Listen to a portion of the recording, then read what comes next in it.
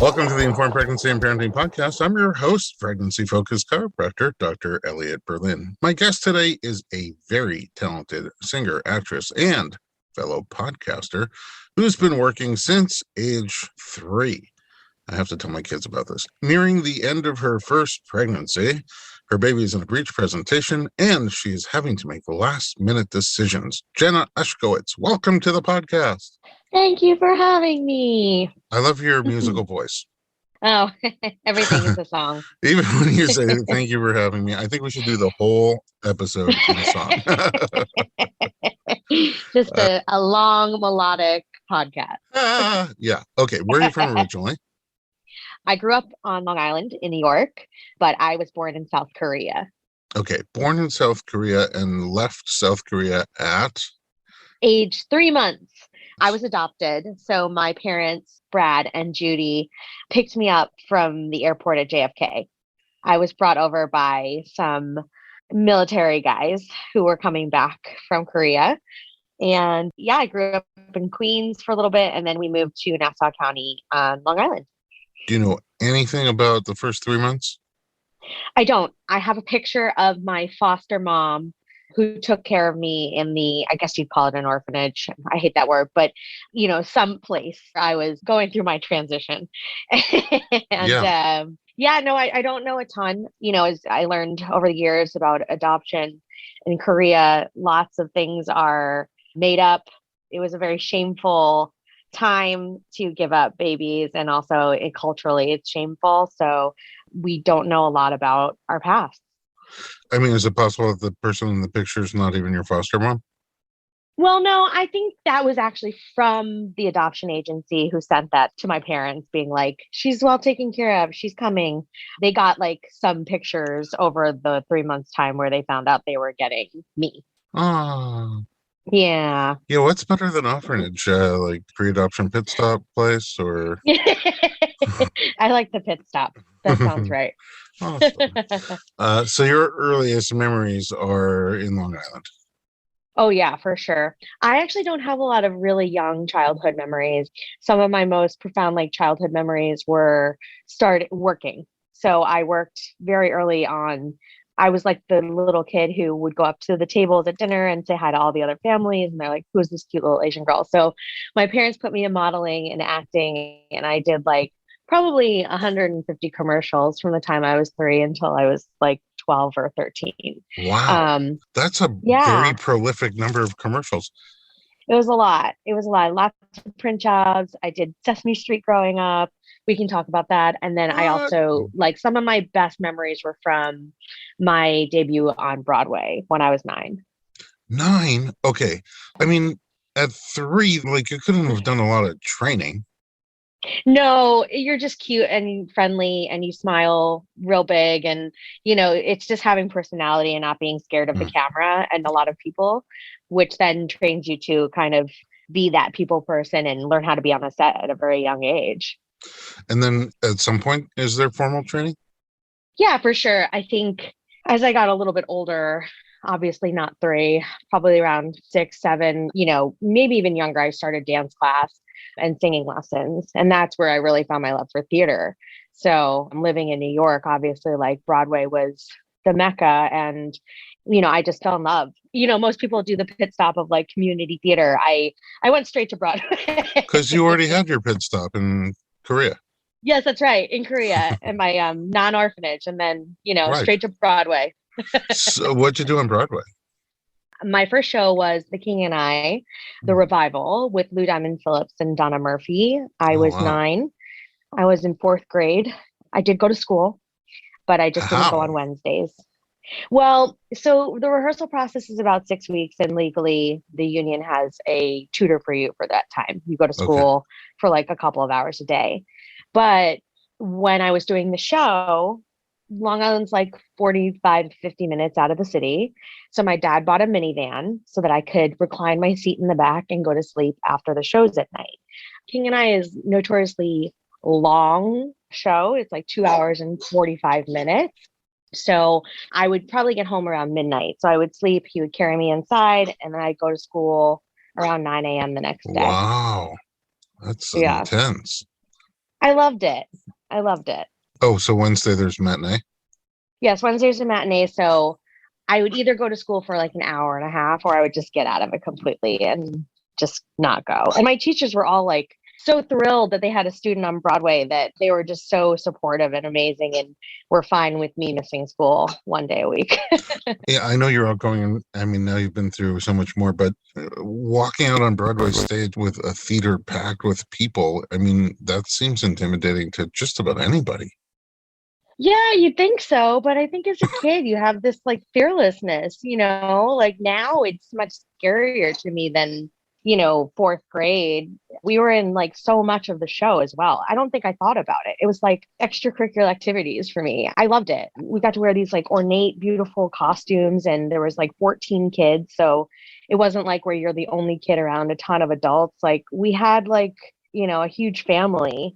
Broadway casts, can range from 4 people to 60, but we had one of the largest casts on Broadway for a long time. We had like 55 people on that show. So it was a pretty crazy experience. Wow. Big cast, long show. And then did you continue to do more theater?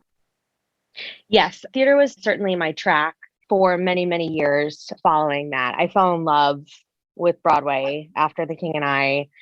And I kind of took a break from the commercials and the, all of that, and really went to school for a bit. But I went to Marymount Manhattan College in New York City. I studied theater, and I have a minor in musical theater, because at the time that school did not have a major in musical theater. But I just wanted to be in the city because I was already had an agent and was auditioning. And you go to school for these things to get an agent and to audition. So it was kind of backwards for me. Yeah, I was wondering, I mean, it's also like a down step almost. You're on Broadway and then you're doing college productions. Yeah. Yeah, I went to performing arts high school as well. And, honestly, being a kid on Broadway is much different than really honing in on your craft and the training you were talking about. And I really had to make that transition and prove myself that I could be the cute kid on Broadway and then also really hold my own as an adult on Broadway. It's a very different experience. So, I took the time in high school and college to really, train. And then 6 months out of college, I was bartending for quite a bit of time during college. And then I booked Spring Awakening on Broadway, which had just won the Tony Awards. There was so much hype around it. I had seen it. Not in a million years did I ever think that I would be in that show 6 months later after seeing it. But I booked the show. I was only supposed to be there for like a couple of months because one of the other girls had to go finish high school, a young cast. And then they just kept me, and I was able to stay for a little over a year with that show. And that was like the big transition from, kid actor to adult on Broadway. Mm-hmm. And then was theater like what you were aiming for, or did you have Totally. Okay. So you were had a Yeah, all I wanted was Broadway. I thought I was going to be on Broadway for the rest of my life. It's I loved such a it crazy so much. life, though, isn't it? It is, but as a kid, like in New York City in your 20s, like you're willing to sacrifice your washer and your dryer and your 4th floor walk up. Like you're willing to sacrifice a lot. And there was nothing I loved more. And there is still nothing I love more than live theater and, the instant gratification you get. I mean, you studied it. And like, It's one of those things, is that rush of adrenaline that you get that you don't get when you do TV or film. Well, I like to do theater comedy. And see, that is really scary. That scares the crap out of me. Really? Dancing scares the crap out of me, because one time I lost a lot of weight and I was like, wow, I could see my feet. Maybe I should dance. So I went to do a hip hop class at the gym, and I was like terrified. How'd it go? I never do any of those classes, and they were giving us moves, and I was doing the moves, and I was just in a line, a bunch of people doing the moves. And I was getting into it. I was feeling the rhythm. Like I never danced. It was probably the second time I ever moved my body to a rhythm, a beat. Were you scared? I was kind of nervous at the beginning, but then I'm like, yeah, I got this. Like, I feel good. I move. And then we all whipped our heads around and moved our bodies to the side. And that whole wall was mirror. And as soon as I saw myself in the mirror, I was like, that looks ridiculous. Oh, God, no. And then in comparison to all the other people on the line, I was like, whoa, one of these things is not like the others. You were having fun. Yeah, I was having fun until that moment. I didn't go back. In fact, I was so mortified by the whole thing, I just decided to gain all the weight back so I never have to do it again. It's a good reason. It's a good reason. But I love comedy. The stand-up comedy, though, is like the scariest thing to me in the whole world. Okay, but you're freaking hilarious. Oh, that's very nice of you. I don't know that I think that, but like you're very funny, and you're also very sharp with your observations. That's what makes good comedy. You're quick. Fair enough. Fair enough. Fair enough. I know people who are much quicker. But you're also still that friendly, terrifying. Personable person, and you can connect with the audience. That's very nice. Yeah, maybe if we bring our show back, I'm gonna twist your arm to go on stage and do a little set. Oh my God. You would literally have to give me 15 shots of tequila and blindfold me and then take the blindfold off. And that's how you would get me there. You know what? I love 15. I'll just pass out. That's fine. I love taking hilarious people who think that comedy is terrifying, and then you do it and you're like, oh my God, this is addictive. It's addictive. It's a drug. I don't know. Okay, but I went on Broadway to do comedy when I was 24 years old. I went to a show called Full Moon, and they called people up on stage to do stuff. And my wife made such a loud noise when they were looking for a volunteer that I got plucked up on stage to do the scene. And it's hard to get into the mechanics of it, but they're kind of coaching you, but they don't talk. I didn't realize nobody in the audience can hear that they're giving you direction. So I'm taking his direction, I'm doing it, and I'm having a great time. And there's, I don't know, thousands of people there, and they're just having a great time. They're laughing hysterically. It's the biggest drug in the world. So I could see why it's like, once you're really in that for reals and that's your thing and you're great at it, then I could see why you would want to do that forever. Yeah. I mean, I like improv. Like, Whose Line Is It Anyway? It was like one of my favorite shows. I enjoy that. Love that. That's really good. Oh, so to start with an improv. Have you done improv classes? In high school, we had improv shows every Friday night. So it was a good exercise, and it's one of the best skills that I've ever been able to have that early on in my career, because I mean, in auditions, all you're doing is improvising sometimes. They're just so off the cuff, and sometimes you just have to go with it. So improving is such a great skill for any actor, I think. Yeah. Okay, amazing. How'd you get from a segue from live to screen? Yeah, so right out of Spring Awakening, actually, while I was still in the show, the same casting director was casting the show called Glee.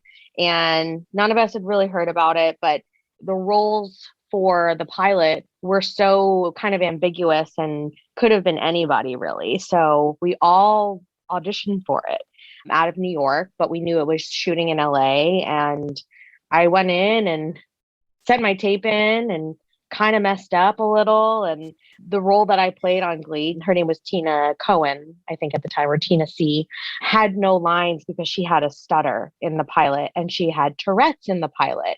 That got cut before it aired. But the only line I had to audition with was, I. That was it. That's how I booked the show. Oh, wow. But come on, that takes talent. I mean... Well, here's the thing. So the callback was, I met Ryan Murphy, the creator of the show, and he came to New York and met, a couple of us. And he said, there's no real lines that Tina has. We don't really know who she is yet in this show. So would you improv something about her? And I was like, here we go. I got this. And I had already prepped kind of like what I would say and had some character background on who she was. And, I had said like, my mom thinks that Glee Club will be good for my stutter and good for me to make friends. And he's like, I love how you made her so positive. And, there was a couple of other auditions after that. We had to sing and kind of go through the ringer. But other than that, it was a pretty easy process, and nobody knew how big the show would be. So like, we were excited. I was excited to get a new job on TV in LA, but nobody could have foreseen what was coming. After you went through the singer ringer, was the experience of camera work, like, how was it in contrast to theater? Yeah, it was definitely a learning experience for me. I had done very minimal, like, real TV work. I had hosted a show for the Yes Network for the Yankees back in the day when I was in college in New York. But, that was like kind of the extent of my work, and Sesame Street, which I was a child. So there was a lot of learning, like even when you hit your mark on camera, you're looking at somebody else, they get your profile, that's the intention. And the camera has it on you. I would cheat out because in theater, you learn to cheat out and show your face. And the actor, Matt Morrison, who was also a theater actor, like whispered and he said, Jenna, you don't have to cheat out. So it was like just true theater geek in me kind of coming out and learning like all of these new like technical terms and just really showing up and knowing your lines and hitting your marks and all these crazy things that happen on TV. Now that you've got both under your belt, do you have a preference? Oh, gosh. There's something about live theater emotionally that I just feel like is home for me. And I love that rush. And I love telling the same story a different way every night. TV, I love that there's something different about it every week. And your character develops, and sometimes you don't know how that's going to happen. So there's always these surprises. And obviously, the lifestyle of TV is just a bit more manageable than Broadway at times. Totally. Yeah. Although both are quite difficult, I will say. Yeah, it's not just driving to work. No. Okay, before we take a quick break, theater question. Have you had a major blooper during a live show? Millions. Yeah. One of them was there's this charity event that they do on Broadway a couple times a year called the 24-hour plays. And in 24 hours, all these Broadway actors, writers come together. You pick people out of a hat. You get your cast, which is like 3 to 4 people, and you get a writer who is going to write you a skit for the next day. So they stay up all night and they write a skit meant for those 3 specific cast members or 4 cast members. We show up at 7 a.m., the actors. We rehearse all day. We block it. We get, a quick rehearsal on the stage. And then by 7 o'clock on a Broadway stage, you are performing like a 12-page script. Wow. That sounds like a lot of pressure. It's just terrifying. It feels like stand-up comedy to me. I never said yes after this again. It was like, I'm never doing this again. I was with Rachel Dratch and a bunch of other really amazing, Tracy Toms, amazing actors. And my big part was at the end of the 12 pages, not the beginning of the 12 pages. So we never really got to it to rehearse a lot. So my part was at the end of the 12 pages. So we just kept getting distracted and, we'd start rehearsing the first 6 and then you'd get to page 7 and somebody would come and you'd have to do something or try your costume on or something crazy like that. So by the time we got to 7 o'clock and the show was happening, we're performing, going well, everybody's doing okay. You get to page 8, 9 when my stuff really comes in. And I get to page 11 or 12, like just the very end of the skit. And all of a sudden I'm like, oh, I don't remember what happens. I actually don't remember anything. I lost where I was. They call it when you enter the white room. It's like nothing exists except for the white room and there's no getting out. So I'm supposed to exit at some point after this big rant. I don't remember the rant. So I just look at Rachel and Tracy and I'm like, I'm leaving. And I just leave. I just leave. I leave the stage. I left them. They took it off of me. And they come off stage and like, what happened? And I'm like, I couldn't tell you. I really couldn't tell you. It was one of the most mortifying experiences, but also like, we had a couple of hours to rehearse. So it will haunt me forever. But also, I just have to give myself a little bit of a break. Yeah. I mean, at least it wasn't one of your big horrible productions. There's stuff that's happened on those stages too, but not quite as bad as that. It would be rough if all 50 people in the King and I had a bad night. That's probably happened, I'm sure. It's not a whiter room in the world. Truly. All right, Jenna, let's take a quick break. When we come back, we're going to find out more about this pregnancy situation. We'll be right back.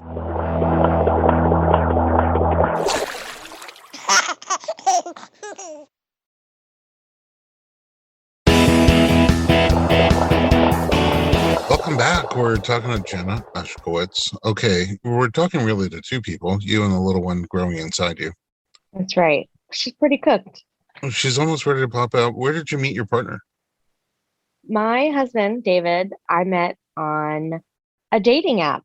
I met on Hinge. On Hinge. And you told me when it was called Hinge. I mean, it's still called Hinge, but it's not Hingy anymore. Yeah, it's like supposed to open a door. It's supposed to be like a door opener, I guess. It opened a door for you. It absolutely did. He was my first date on Hinge. What'd you guys do on your first date? We went to a restaurant called Evie in West Hollywood. We bonded over food very quickly and early on in our conversations on Hinge. And we went to Evie, and then we went to Bar Lubitsch, which is down the way. And then we walked past Laurel Hardware in West Hollywood as well. And then we went home, separate homes. Yes. Wow. So some eating, some drinking, and some home repairs. Yes, Laurel Hardware was a hardware store, now turned restaurant. Gotcha. Okay. And then how soon from there to you're like, I think this might be it? Very quickly. I had moved back to LA from New York. I had done Waitress on Broadway. And then in 2018, I moved back and I was like, I'm going to meet my husband in Los Angeles. I'm going home. I'm going to move back. I'm going to meet my husband. Literally, I said that. And then a month later, I met David. Wow. And right off the bat, I knew. Right off the bat. Like we had probably seen each other every 3 days after that. And the rest is history. Wow. I mean, other dates, did it move on from food? Was food the mainstay for a little while, the bonding point? I mean, everything was the bonding point, honestly. We're so similar and yet quite different. But, you know, our love of music, our love of TV, our love of travel, we just have very similar tastes in a lot of things. And we love good restaurants. We like good wine. One of our first trips away was to Napa to go wine tasting. It was a great trip. We call it Napa 101. Yeah. So you guys bonded. Yeah, over wine and lots of other things. Yeah, so I was wondering with all your wine tastings, I mean, I don't know anything about wine, but I see on TV they drink it like mouthwash and then spit it out. Oh, yeah. No, we drink the whole thing. Oh, okay, good. That kind of wine tasting couple. Only if it's not worth it. Yeah. Do you have similarities in your backgrounds? You know, it's funny. He's from LA. He's not in acting. He works a real job. He's a real person. But we did bond over our family experience. You know, he grew up with just his mom. His dad wasn't really in the picture. So we both are very passionate about our chosen families and bringing people into your life, you know, and in other ways and non-traditional ways. So we absolutely kind of felt like there was an immediate bond there. We talked about it on our first date. It was like a very vulnerable and intimate first date where we really talked about a lot. But yeah, you know, he went to school on the East Coast. So we had both spent some time in New York City. He has family on Long Island, so that worked out really well. So we definitely had a lot of things to bond over. And he plays 5 instruments. He plays more instruments than me, and I do this for a living. And wow. He sings. And people are always like, do you guys sing together? And I'm like, no. No? Separate showers? No. Separate showers. Separate beds, separate showers. I'm just kidding. No, I like to sing and dance, but I do it for a living and like he does it for leisure on the weekends. So it's not something that I recreationally like to do. We listen to music together, but we don't play a lot of music together. Yeah, when I come home, I just don't go around cracking things. You're like, come here, kid. Yeah. Crack your back. Hey, my doggy Jake. Come here, Jakey. Okay, so now you're having a kid. Having a kid. He's having my baby. Oh, baby. Oh, maybe I'll get you on stage to comedy and I'll do a little duet with you. But as long as I don't have to dance. So I wonder this, with your interesting familial backgrounds, does now having a child, does that bring anything up for either one of you? Or would you say a difference in the experience for you versus other people? You know, it's funny. Before we got pregnant, we would always say, like, if we're lucky enough, because, you know, you just never know how fertility is going to go. And, you know, obviously, like, adopting a child would have been on the table, but it was really important to me that I wanted to try and carry and, you know, have a kid of our own. And, you know, for him, I think his dad not being around and his mom, you know, kind of raising him on his own, he has a real respect and appreciation for single moms. So he's going to make me a single. I'm kidding. He really wants to be a dad who is very involved. and very around. And I really appreciate that. And I can already see and feel that. So that's really great. And for me, it's interesting because I didn't do a biological search. I don't really have a ton of interest in doing that. So it's interesting to think about, as my daughter gets older and questions her past and her heritage and where she's from, will she be interested in my past, and will she be interested in that search? And, I find that really interesting because that's her prerogative. It's not something I chose to do, but she has every right and probably much more facility by the time she's older to be able to do that. So it's exciting, Did you ever consider trying to find your foster mom since you have a picture? It's the one thing I did think about because we were going to go to Korea in 2020. It was my first trip back, and obviously that got poo-pooed. But we were really excited about it. And, as much as I didn't want to do the birth search, I was interested. A lot of people do the search and find their foster moms. And a lot of the foster moms will remember you as a baby and remember taking care of you. They don't forget, those babies they took care of. So it's something I would consider. Yeah. If she's still around. No, give me the picture. I'll take care of it. Yeah. How was pregnancy for you? Pregnancy has been amazing. I don't know that I'd say I'd love to be pregnant all the time, but it's been really great. I've been very lucky. I did not get sick. I worked through my 11th or 12th week of pregnancy. Early on, it was kind of nice. Yeah, I was doing a show. I can't talk about it yet because it's not out, but I was doing a show, and it was actually, I was scared because I wasn't sure if I was going to get sick or not. But I was also really grateful that I wasn't sitting on my couch hoping that this pregnancy sticks and worried about all the things that people worry about in their first trimester. So it was a really good distraction for me. And I wasn't sick, thank goodness. So I was able to really manage. And I was able to stay active my whole pregnancy, which could be why this little girl is breech. Maybe. You certainly can't peg it on any one thing. But active how? What kind of activities were you doing? Well, I have a mini trampoline that I work out on, and it's like dancing. You'd hate it. It's little combinations that get built over a half hour or 40-minute class. Incredibly high cardio, but it's low impact. It's amazing. I love it. I post a lot of my little routines on TikTok and on Instagram. And I was able to bounce up until probably about 8 months. People were very concerned for me. Wait, do you develop the routines, or you're just... No, there's a company that actually does it, a fitness brand called The Nest, that I do live classes on Zoom with Mondays and Fridays. And they have a digital platform as well that they created during COVID. So I can just go and click into one of the classes and they lead you through for a half hour. So I was able to keep up with those, and it just kept me in such good shape. Do they have any that involve a sofa? No. So now you're going to lay down on a sofa and bounce. No, just lift my head, put my head back down, lift my arm, grab the gear, put my arm back down. I don't know. I wish. Something more my Red speed. Wine. Yes.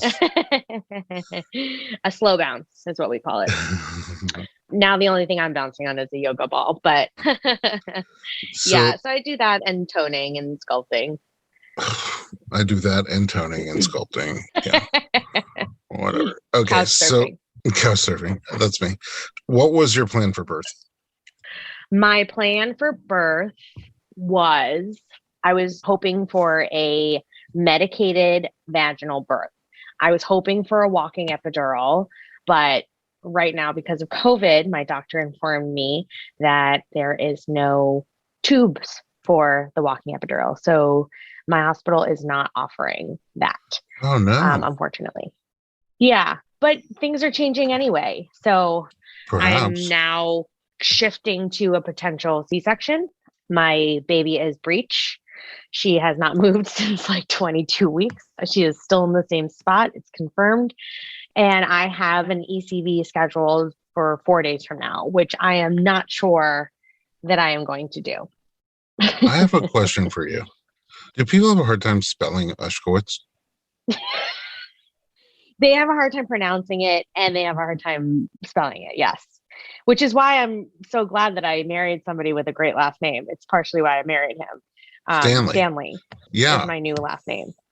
But I don't even tell people now when they say like, what's your last name, for, I don't know, an appointment or something. I just spell it for them immediately. I don't even. Oh, you don't even say it. You just, yeah. No, because then there's 15 letters that don't belong in the name. Right. So. And then are they like, can I buy a vowel?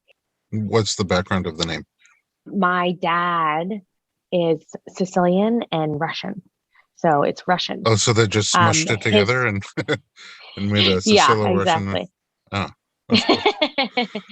It's a pizza pierogi. And he thought it was Polish for a really long time. And yeah, pierogi sounds really good right now. He thought it was Polish for a really long time. And then he met a distant cousin who was like, no, it's actually Russian. But his mother, my grandma, was Sicilian. And his dad passed away when he was a bit younger. So he was brought up Sicilian and Catholic. So Catholic Ushkowitz. Everybody thought that Jenna Ushkowitz was the Asian Jew growing up. And my manager growing up, my kid manager used to send me matzah around Passover. And we never told him because I love matzah. And he sent chocolate covered matzah. So we just never told him that I wasn't. Delish. Oh. Yeah. The reason I ask is because we're going to take a quick break and we'll be right back with Jenna Ushkowitz.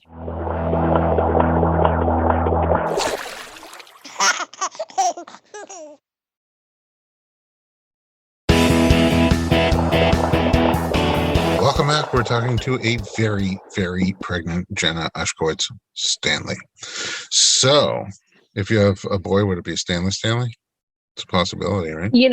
I have a friend who was like, I think I'm going to name my boy Stanley, and she's having a girl. So, so it could be either way. It could be Stanley. Yeah, but you would never want to name a kid Ushkowitz. Lord, no. I don't hate my children that much. Yeah. My unborn children. Okay, so you're towards the end. 4 days from now, you have an external cephalic version. Let's go back just a tiny bit. At what point in your pregnancy did you find out the baby was not head down? The baby was not head down probably around, I want to say 24, 26 weeks was when she hadn't turned yet. And, they were like, there's still time. You've got time. 28 weeks was the big one. They were like, when you come back in 4 weeks for your 32 week, we'd like to see her, have turned by that point. So I had looked on spinning babies a little bit and, done some of those exercises, but it wasn't really there was still time. Like she instinctually was just going to turn. That's kind of what I had heard. So when I went back to my 32 week and I found out that she still hadn't turned, that's when my doctor brought up the cesarean birth and she brought up the ECV option and, this really starting with the spinning babies. And when I hit 34 weeks was really when I was like talking to people about ECVs and they're like, go see Dr. Berlin first, of all. Oh, you talked to my mom? Yep. She told me you turn babies. And it wasn't until that time that it started to get the pressure started to kind of hit me that I was like, oh crap, this is a thing. And she's really breech. Even when you were expecting to have, you wanted a slightly more natural medicated hospital birth, meaning you wanted the walking epidural so that it wouldn't be entirely numb or stuck in your bed or, other interventions that follow just because you have a complete epidural. But now this is obviously a much more interventive birth. But did you give any thought to a cesarean anyway? Just because, let's say, a third of babies are born that way, even if they start off on vaginal birth, they often kind of end up in a cesarean anyway. Did you give some? No, I didn't think that cesarean was really going to be an option for me. I knew that birth plans change. That's why, a million things change. But I never thought that the cesarean would be the way that my baby was going to be born. And that's okay. I very quickly pivoted to understanding that this was a real option and it's still a birth. So I wasn't really ever married to one plan, but I also just never thought that was my journey doing a C-section. I took a class though, a birthing class, and we did go through the whole C-section segment. And this was before I had really understood that she was not turning. And I listened pretty intently because I was like, okay, this could happen and you should pay attention. Oh, good. So you're a little more prepared for it. Yeah. Yeah. What kind of things have you done to try to give the baby a better opportunity for it going head down? What have I not tried Okay. is really the question. I've done moxibustion twice, which is the acupuncture where they put the, is it moxie? Is that what it's called? Like the Moxa moxie? sticks. Yeah. Moxa sticks at my toe. The herb is mugwort.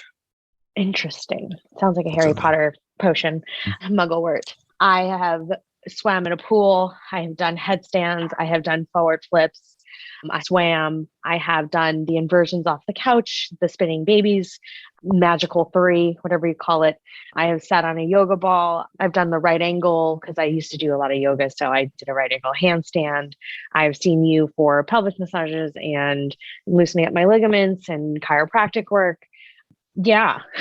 Okay. I've played music down low. I've flashed my flashlight down low to see if she'd move towards the light. I mean, honestly, it's a wild experience. All of the people who suggest all the things that worked for them. Yeah. I mean, that's significantly more activity than I even had on my 2022 New Year's resolution. And you did it all in 3 weeks. If you met me, you'd know that's like, this is nothing. Nothing. That's your pre-breakfast warm-up.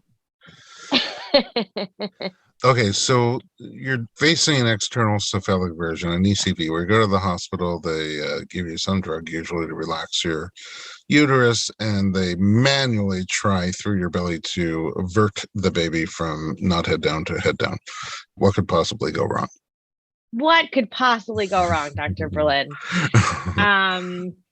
Yeah, I'm on the fence about it, honestly. And over the next 4 days, I'm really going to try and shut out the noise because everybody has an opinion about everything we know in pregnancy, parenting advice. It's just wild. And I know it comes from a really good place, but I just need to make sure that the choice I'm making is for me and not in response to somebody else. And that's really hard. Like in pregnancy, I feel like I was constantly myth busting and drowning out the noise.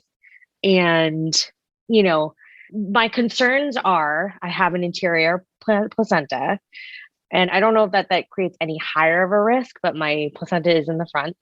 I am concerned about the uncomfortability, although I do have a pretty high pain threshold.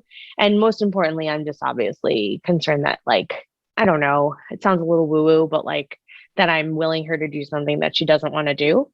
That's my instinct, but I'm leaning towards because my doctor recommends it and it's been done many, many times. I find it hard to find a lot of people who have done it, and the success rate is quite low, 50, 60%, I guess, of 50% of people who do it. And that you just don't find a lot of people who have good success stories and who talk about it a lot. And, you know, I've heard the words painful, traumatic, scary, you know, all these bad words kind of surrounding this, that's why I'm trying to drown out the noise, because ultimately I know like no decision is wrong. It's just what I choose. Yeah. All of those descriptors that you use remind me back to that hip hop class that I tried. I mean, I'm basically going in 4 days for stand-up comedy. Yeah, I mean, the good news about anything that goes wrong in my life is that tragedy plus time equals comedy. So when I was sort of dying from COVID, I was like, if I make it, I'm going to have a good set. Yeah. This is my set. This is my set. There you go. I was like, oh, really? I'm getting better already? Damn it.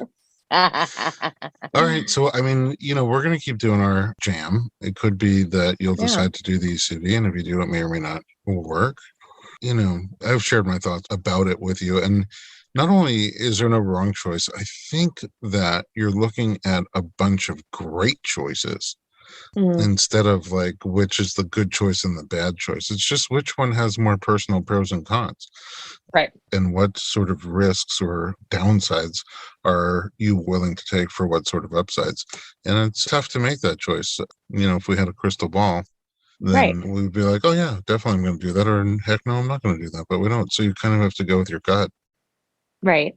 And there's just no clear path for me because I'm not somebody who had felt so passionate about my birth plan. I wasn't planning a home birth. I wasn't planning an unmedicated birth. I wasn't even that passionate about having a vaginal birth. I honestly I want her here safely and I can't wait to meet her.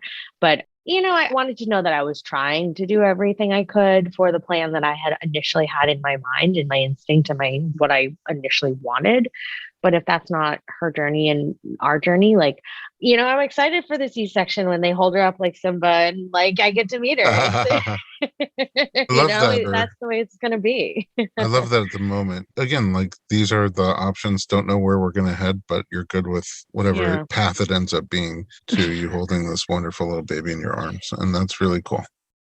Thanks. Now, have you done things to prepare for motherhood, after baby arrives? I mean, as much as you can do. I was currently renovating my house. So one day I'm going to tell my baby the tale of how I went through renovations in the last 6 months of my pregnancy. We have a new kitchen. It's all good. Oh, great. You have most of a new kitchen. It's supply chain. We're missing an oven. You're missing an oven, and we don't have the catheter for the walking epidural. There's apparently no baby formula on the shelves. And oh my goodness. I just hope they have a scalpel if you need one. They probably do. She's just going to use her hand. It's fine. Well, the Costco has those heavy-duty plastic knives. They're very sharp. Oh my! Just a pie knife. Sweeney Todd.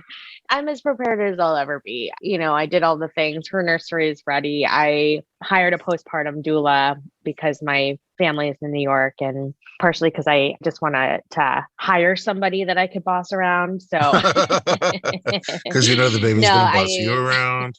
I just have seen so many friends who are moms who talk about the fourth trimester, who talk about postpartum, who aren't afraid to talk about it, which I feel like it is more widely known about going into pregnancy and birth now. But I'm grateful to have a postpartum doula that really specializes and does this for a living and knows what to look for and knows how to take care of mom and baby and just setting you up for success to heal and bond. And, those are the most crucial things that we can do. So yeah, we hired some help, which was really high on my list. And, all the other normal things, I guess you do, and you nest and get ready for baby. Yeah. I mean, it's coming very, very soon. It is. I mean, it's fair game, I say, any day now. She's like, get me out of here.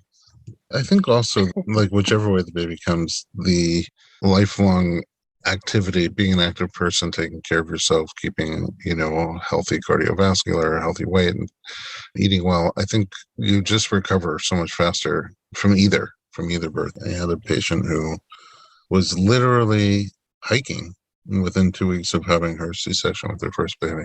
Not necessarily recommended, but I couldn't believe when she came in 7-8 days after her cesarean birth, and she just was energized, walking with general ease, and just bouncing back. So, I think generally people say a great vaginal birth is typically going to be better than a great cesarean birth, but you can't really know if it's going to be great on either side. And I've seen people have very easy recoveries from both and somewhat challenging recoveries from both. So it's a path, and I am grateful that you came to share this part of your story. And I look forward very much to seeing how this story ends. Oh, thank you. Me too. And I'll be in your pocket the entire time if you need anything. Oh, thanks. Jenna, I don't want to take you away. You probably have a few more exercises to do before bedtime. Where can we find you online? Jenna Ushkowitz, USHKOWITZ on Instagram, on TikTok, on Twitter. It's just the same, Jenna Ushkowitz. It wasn't taken? Don't make me laugh. I'm going to pee. Oh, sorry. No, it wasn't. Thank goodness, because that's like when I get my Gmail, you were like, Ushkowitz taken. What other family member took it? Yeah, who's Ushkowitz? I got to go find my cousins. My dad. He took it. Oh, he took it. Oh. All right. So we'll find you at Jenna Ushkowitz online. And we're also there on Instagram at Dr. Berlin, DOCTORBERLIN. Happy Labor Day. Next time we talk to you, you'll be holding your kid in your arms. Oh, hooray. I hope you have an amazing birth. Thank you.